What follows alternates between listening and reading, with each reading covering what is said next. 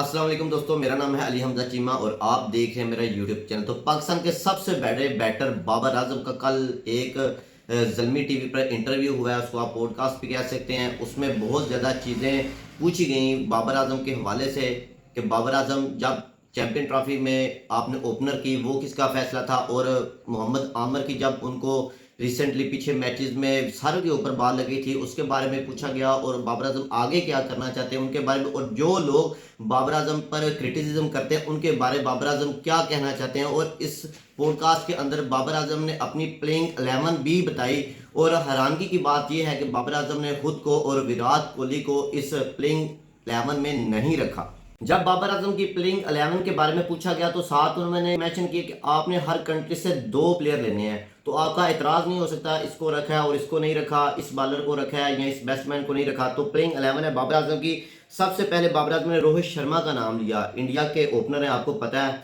और उसके बाद दूसरे नंबर पर मोहम्मद रिजवान, जिनकी अभी रिसेंटली उनको T20 से ड्रॉप किया गया और अभी उनकी T20 के अंदर जगह भी नहीं बनती, लेकिन बाबर आजम ने रोहित शर्मा के साथ ओपन करने के लिए मोहम्मद रिजवान को भेजा। जब ये दोनों ओपन करने के लिए जाएंगे तो क्या माहौल होगा, क्या सारी बालें रोहित शर्मा को खेलनी पड़ेगी और मोहम्मद रिजवान जो से उनको सिंगल निकाल के देंगे और उसको बोलेंगे भाई तू मार, मैं इधर खड़ा हूँ।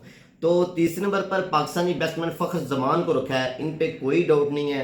अगर ये तीसरे नंबर की पोजीशन पे किसी भी टीम के साथ T20 में फ़खर जमान एडजस्ट आराम से हो सकते हैं और किसी भी नंबर पे हो सकते हैं।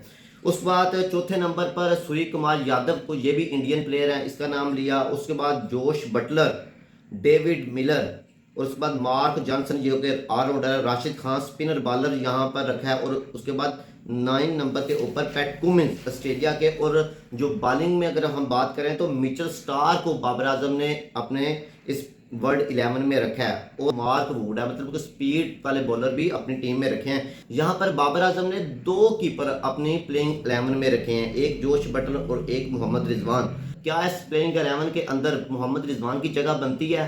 अगर नहीं बनती तो आप कमेंट सेक्शन में मुझे बता सकते हैं। और उसके बाद अगर हम बात करें कि कोई भी पाकिस्तानी फास्ट बॉलर नहीं रखा, क्योंकि 2 प्लेयर रखने थे, मोहम्मद रिजवान और फ़खर जमान को रखा, और बाबर आजम ने खुद को इस प्लेइंग 11 से ड्रॉप किया और साथ में विराट कोहली को भी ऐड नहीं किया। और बाबर आजम से एक ये भी सवाल किया गया कि आपकी परफॉर्मेंस जो सी थी वो पहले बेहतर थी और आज आपकी परफॉर्मेंस कुछ अच्छी नहीं जा रही, बहुत से लोग आपको एडवाइस देते हैं, तो आप किस तरह इस चीज़ को फेस करते हैं? तो उन्होंने बहुत सिंपल सा जवाब दिया कि मैं अपनी प्रैक्टिस करता हूं और जो बेसिक है उन पे ही खेलता हूं। सारे लोगों को पता है कि मैं किस तरह का प्लेयर हूं, मैं पावर हिट नहीं कर सकता इतनी ज़्यादा, लेकिन जो मेरी बेसिक गेम है मैं वही रखता हूं। जब ये सारे लोग आपको एडवाइस देते हैं तो वहां बंदा कंफ्यूज हो जाता है, लिहाजा मैं अपने पहले कोच की तरफ जाऊंगा और अपनी बेसिक पर काम करूंगा। और इसके बाद ये भी पूछा गया कि आपने क्या हर मैच के अंदर परफॉर्मेंस देनी होती है, मतलब जो भी आप देखें जितनी भी दूसरी टीम में अगर कोई प्लेयर नहीं चलता तो वो दूसरे जो से होते हैं वो उनका साथ देते हैं और टीम आसानी से जीत सकती है। तो उनका इस पे कहना था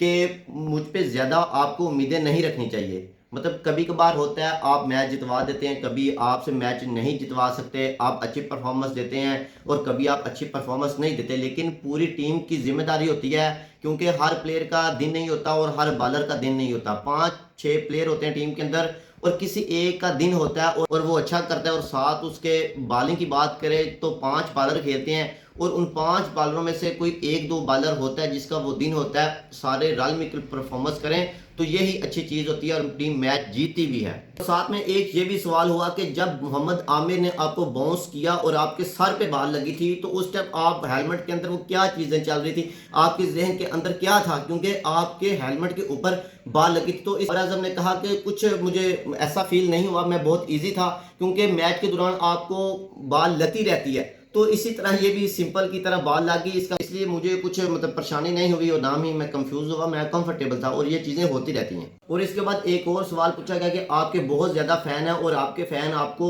सपोर्ट करने के लिए ग्राउंड में आते हैं, इस पर आपको कॉन्फिडेंस आता है या फिर आप कंफ्यूज हो जाते हैं? उनका ये कहना था कि सारे लोग मुझे बहुत ज़्यादा प्यार करते हैं और मेरी टीम को और मुझे सपोर्ट करने के लिए ग्राउंड में आते हैं, उससे बहुत ज़्यादा सपोर्ट मिलती है और मेरा कॉन्फिडेंस लेवल जो है वो ऊपर जाता है। और ये भी उन्होंने साथ में मेंशन किया कि जब इतने ज़्यादा लोग आते हैं और उनकी मेरे ऊपर बहुत एक्सपेक्टेशन होती हैं, तो जिसकी वजह से इस चीज़ का भी प्रेशर होता है कि मैंने परफॉर्म करना है, लेकिन आप हर मैच में परफॉर्म नहीं कर पाते। और साथ में ये भी पूछा कि बहुत सारे क्रिकेटर जो क्रिकेट खेल चुके हैं वो आप पर भी क्रिटिसिज्म करते हैं, तो इस पे आपको कभी गुस्सा नहीं आया, क्या आप चीज़ें फील करते हैं?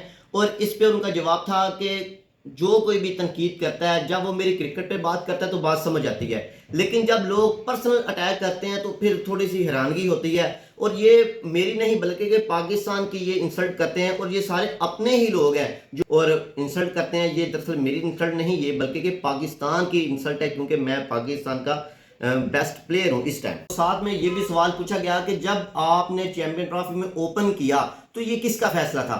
तो इस पर उन्होंने बोला कि ये मेरे अकेले का फैसला नहीं था, ये कैप्टन और मैनेजमेंट आपको अच्छा बता सकती है, क्योंकि हमारे पास उस टाइम ओपनर नहीं था, क्योंकि सैम अयूब इंजर हो चुके थे और हमें आपको ओपन के लिए भेजना है, और मैंने उनके साथ एडजस्ट किया।